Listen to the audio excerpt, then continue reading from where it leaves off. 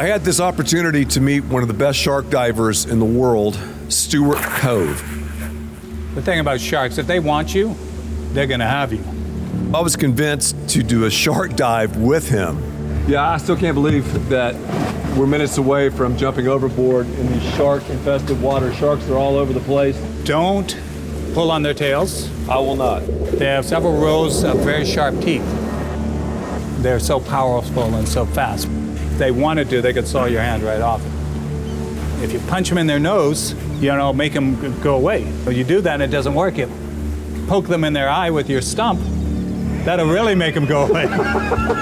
I did have some confidence because Stuart was with me and a safety diver. Thankfully, I'm with my man Richard, who has got my back. I like these wetsuits because they're like just a giant Spanx. I might just wear this all the time. But still, even then, what can they do if one of those 10-foot sharks rips into you? If you're scared of the sharks, you just do this, and they'll go away. Not much. Oh, boy. So I should go back in there? Yeah, when he's ready, when he's rolling. As I jumped into the beautiful Bahamian waters, I thought about, I am in the shark's world. There's a chance I could get attacked. It's scary. Imagine you're 50 feet below the surface on the bottom of the ocean floor. Your heart is beating out of your chest, and there are sharks all around you. You're in the middle of a feeding frenzy. You're trying to remain calm, you're trying not to panic, and all of a sudden, a shark knocks your mask and regulator off. What do you do? The scuba unit itself is broken into 3 pieces. I was given a lecture on how to dive with sharks. You have water in your mask while you're underwater. You don't want to come all the way up to the top to dump it out. He taught me how to put a mask on and then how to clear the mask. He said that there was a chance that a shark would knock my mask off 50 feet below. If you can't see, you can't dive. You just push on the top? You have to know how to clear your mask. Lucky you know it. Regulator ever comes out for some reason. Then he told me if your regulator gets knocked out, you got to clear that as well. Maybe I'm lifting my mask too much. I wouldn't even lift. I would just push on it. Okay. Then he told me how to kneel in the presence of sharks. When you know you're going to go in the water with sharks, you listen. I was hanging on every word, everything he did.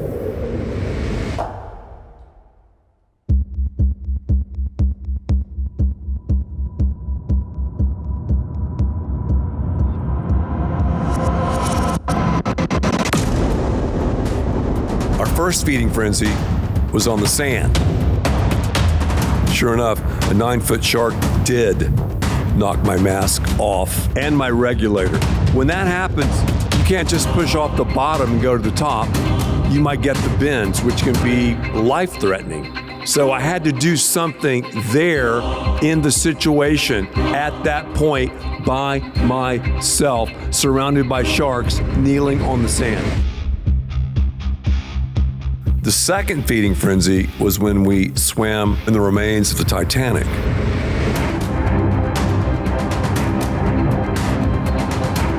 You don't wait until you're surrounded by sharks to know what to do. You prepare, you train. We all swim with sharks every day. The question isn't, will a shark attack happen? But when it does, what do you do? Will you be ready?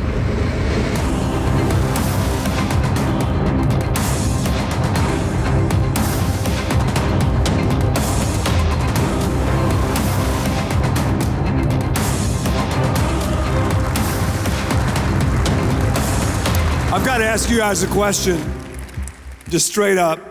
How many people in here would have jumped in the water like I did and swam around with sharks? Oh, you're lying, because I almost froze. I still don't know why I did that. I'm not some adrenaline junkie, but I did swim with sharks. And that video is truly a microcosm of our lives. Think about it. You're swimming with sharks. I'm swimming with a pack of predators.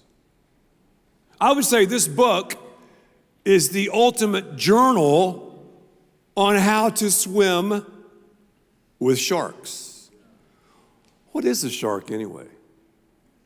A shark would be situations that can harbor potential anger, resentment that can kill. So situations harboring anger and resentment that can kill. Maybe it's a situation with your ex. Maybe it's a marital malfunction. Maybe you're dealing with the loss of a loved one, a child who's gone off the reservation. Maybe you're dealing with a substance issue. It could be a financial setback. Sharks are in the water. Sharks are everywhere. Life is about swimming with sharks. And the Bible never promises us a shark-free life. It never does. It does, though, tell us how to swim with swagger. It tells us how to swim confidently if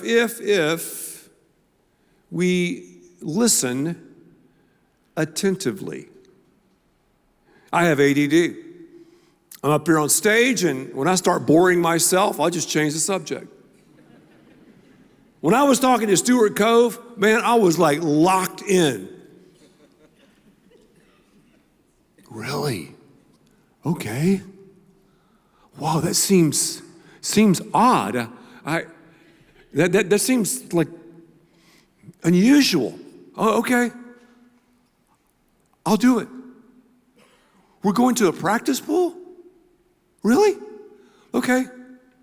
I mean, I've never really had a regulator in my mouth, and you're going to tell me how to use a diving mask? I'm thinking to myself, I know how to use a diving mask. I mean, I grew up, with little goggles, and, I'm thinking, how men are. Well, I am prideful. I think I know more than I do. I didn't know a thing. I thought I knew, but I didn't. He gave me an amazing pre-dive instruction talk. Brilliant. 20 minutes in the baby pool, the pee-pee pool, you could call it, or practice pool, and then I was in the deep water, bam, like that. 20 minutes of intensive lecturing, and then not only lecturing, but him actually showing me how to do it, and then after that, I'm in the ocean. So the first thing I would challenge you to do, listen attentively to the voice of God. God is our ultimate dive master. He wants to deposit something in your life and mine every single day. We have an opportunity to listen. Are you going to listen? Or are you going to say, no, I got it, God. I know how to handle this financial situation myself. I know how to deal with that jerk at work. God, I know. What are you doing telling me? What if I just said, hey, Stuart, I'm going to take this Spider-Man diving mask and I'm going to take one of those ocean kayaks. I am going to dive with sharks myself. That wouldn't have worked too well, would it? Yet what do we look like in the eyes of God when we turn our backs on him and say, I got it. Boom, I got it, God. Listen attentively. So we're to listen individually every day to God, to the voice of God. You want to hear the voice of God? Read the Bible aloud. All these people talking about God told me, God told me, God told me. I mean, I've never heard the audible voice of God. But if you want to hear the audible voice of God, just read the Bible aloud and you'll hear it. I'm just still trying to do this stuff, Sometimes people go, God told me. I go, that's interesting. I talked to him this morning. He didn't tell me. So We listen to God. We walk with him. Now, God speaks to our spirit. He speaks to our soul. He impresses things upon us. I'm not saying that. You could call that if you want to. I spoke with God, but you need to go ahead and define that. Too many people don't define that, and you think they have these walking, talking conversations with God like I'm talking to Lisa every day, you know? And that's not true. I'll just tell you. But it sounds really holy if I say that. Oh, man, Ed can talk to God. I can't. No, I've never heard the audible voice of God. I wanted to clear that up, just a theological issue. So we listen to the voice of God, and then we can listen to the dive instructions. Check this out. Corporately. We're commanded corporately to come together for this massive pre-dive safety talk. So it's not just alone, it's also together. I didn't swim alone. Did you notice that? I had a safety diver with me. I'm going to dive with sharks by myself. No way. I had someone with me. With me. That's why Christianity is a team sport. It's not solo. And we're to be together. That's why one another is talked about so much in the Bible. And that is why the church is the only thing Jesus built, and it's the only thing he built because members can come together in the body of Christ. So I'm glad you're here for this pre-dive safety instruction. And God uses people, pastors, others, to communicate his word to you. Do you remember Samuel? Just a kid. God called him. And Samuel said these words, "Speak, Lord, for your servant is listening." That should be our mantra every single day. God, speak. Your servant is listening. So see, I didn't just hear Stewart Cove, I had to apply it. I had to curl my toes, fins, over the transom of the boat and get in the water. And too many people spend their entire lives, I'm talking to Christians now, in the practice pool. Oh, they research the etymology of the diving tanks, and they look at the historicity of the regulator, and they talk about the content in the salt water, this and that. And then you go, "Hey man, have you ever hit the water? Have you ever been diving with sharks?" "No, but man, I'm researching it. I've got a lot of knowledge." Information without application is an abomination. We don't need another Bible study. We need to allow the Bible to study us. The Bible says, you know the first church in the book of Acts chapter 2, it grew from 0 to 3,000 in about a nanosecond. Did you know that? So sometimes people go, "Man, Ed, I hear great things about fellowship, but it's just a big church. It's just big, man." I go, "Yeah, it is big. It is big." I said, "Well, if you don't like big, you wouldn't have liked the first church. If you don't like big, you're not going to like heaven." And a big church, if it's around a lot of big people, should be big. And together, we can do more. Last year we gave over $1 million to missionary endeavors around the world. I can't do that by myself. You can't do that. We have an 1,100-acre retreat center where tens of thousands of students show up each and every year. Sorry, homie, you can't do that by yourself. That thing costs $40 million, and we still haven't paid for it. We have a dive station in Dallas, dive station in Fort Worth. I just came from the dive station in Frisco. We have a dive station at Alasso Ranch, a church there.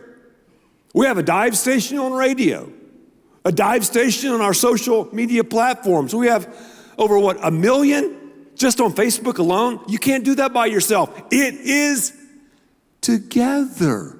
Are you feeling me? So listen, not only, let me read this. Acts chapter 2, this is the first church, and it describes it. They devoted themselves, they being the believers, to the apostles' teaching and to fellowship, to the breaking of bread and prayer.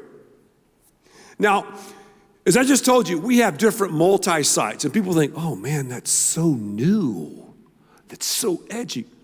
No. That's old school. It goes all the way back to the New Testament. Did you know that? There were multi-sites back in the New Testament. They would write a letter, let's say the Apostle Paul. They would read his letter in church A. They would read it in church B, C, D.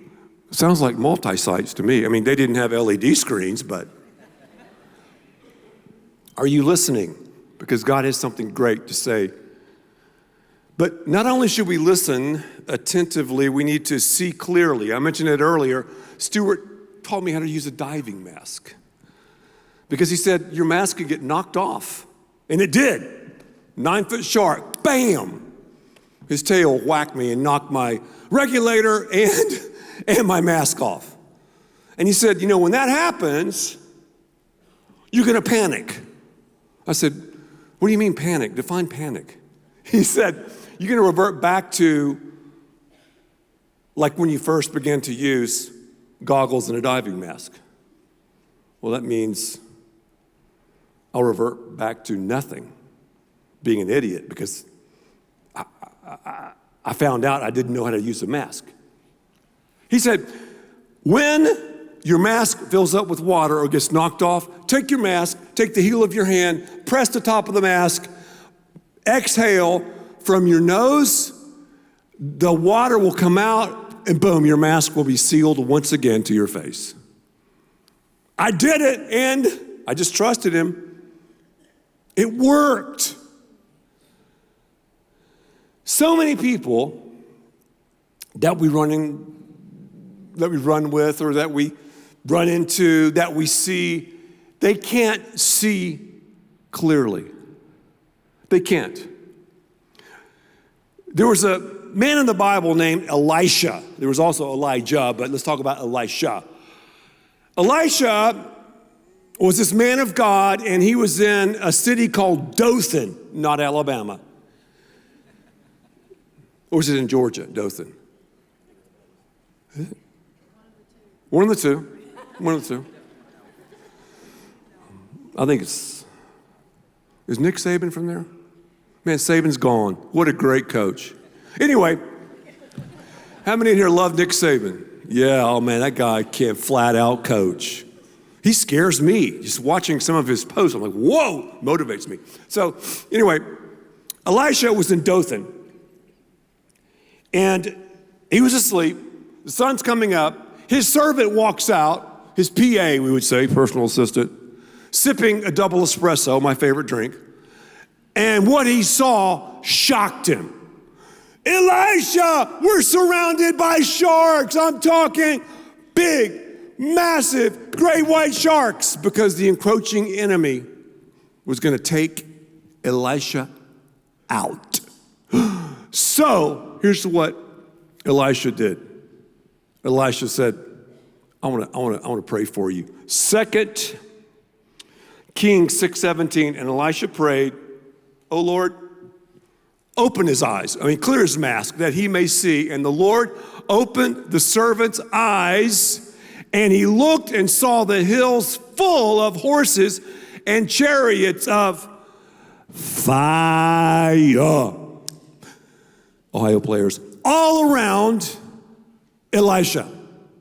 So suddenly, Elisha's assistant saw the way he was supposed to see. He saw from God's perspective. Could it be that your mask is fogged up? Could it be that it's full of water? Most people we see in our culture are blind. 2 Corinthians 4:4 says, in their case, the God of this world, the enemy, has blinded the minds of unbelievers. They can't see, to keep them from seeing the light of the gospel and the glory of Christ, who is the image of God. Question, who are you swimming with, dolphins or sharks? Well, Ed, I don't know. I can't tell. I can't really see. When blood is in the water, you can tell. Dolphins take care of each other when blood's in the water. Sharks, well, they're cannibalistic. How we need to see clearly in this hour. We need to see the way God sees. We need to have His world view, His angle as we swim and even face the sharks. Because when a shark comes after you, don't swim away. That's what all the prey will do. You stand your ground. I mean, I was there kneeling. I wasn't moving. Sharks coming at me, boom, boom, boom. I was standing my ground. And by the power of the Holy Spirit of God, by His instruction, by His viewpoint, we can do that. I love that. Look up. Is that powerful? Woo, man. Bam. Shh. Clears your mask. But there's something else. We're almost done already. You got to breathe deeply. Now, that was weird for me, going underwater and having this device where you breathe. It's just, again, against and swimming against the current of my common sense. Breathing from this regulator. Isn't it true that God is the ultimate regulator in any situation? I mean, are you breathing the breath of God? Do you remember Job? You might pronounce his name Job. It's over in the Old Testament. He was a figure. And if you ever are feeling down, if you've listened to too many depressing country music songs, or I don't know, whatever, just read Job. Job, and you might again pronounce his name Job. And who knows, when we get to heaven, maybe Job's going to say, "My name was Job. It wasn't Job." But that's another message. So Job had these sharks that ate away his marriage, his kids, his billions, his health. And his sharky friends told him this in the book of Job: "Curse God and die. You're done, Job." Job. You know what Job said? Job 33:4. He said, "The Spirit of God has made me. The breath of the Almighty gives me life." 2 Timothy chapter 3:16, the Bible, this dive manual, all scripture is God-breathed. So we can breathe in what God has breathed out. Jewish sages put it this way. The covenant name of God is Yahweh. Say that with me. Yahweh. It's Yahweh. And these Jewish scholars suggest that every time we breathe, we're saying the name of God. Listen to me.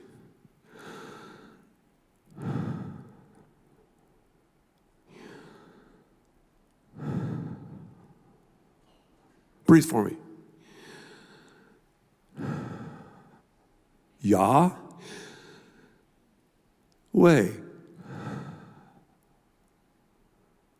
Every atheist is saying hundreds of times a day the name of God.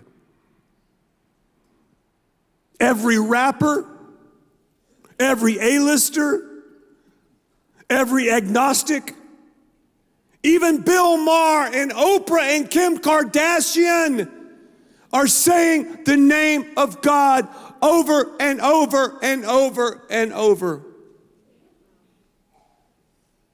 When you have a baby, that baby talks. When the baby breathes, they're saying the name of God. When you breathe your last, my friend, you'll say the name of God.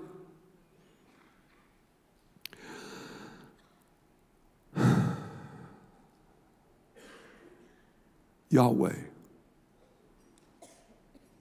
We can breathe the breath of God. We receive Jesus Christ, the power of the Holy Spirit, and we can breathe out the pollutants in our lives. Are you breathing deeply? Do you realize what you're saying? Oh, last one, and this is the strangest thing he told me. He said, Ed, kneel on the bottom. Now, when I heard that, I'm thinking to myself, this can't be right. Kneeling in the middle of a feeding frenzy. And here's what he didn't tell me. The currents were screaming 50 feet down. I had a hard time just balancing. And I had to keep my hands in because the sharks could mistake my hands for fish. So I'm just kneeling. The sharks would look at me, swim right toward me. I was like, oh, wow. Another one, Ooh. I was just kneeling. This is the power position, isn't it? The Hebrew word for worship is to bow down. Bow down. Psalm 95:6 says, "Oh, come, let us worship and bow down. Let us kneel before the God, our Maker." Maybe a situation has you on one knee. A situation in your family that no one knows about. A situation with your child or your spouse that no one knows about. A doctor's report that's not good. Maybe you've been released out of nowhere. Maybe a betrayal. I don't know, but maybe, just maybe, life has you down on one knee. I want to encourage you. Only you can make this decision to put the other knee down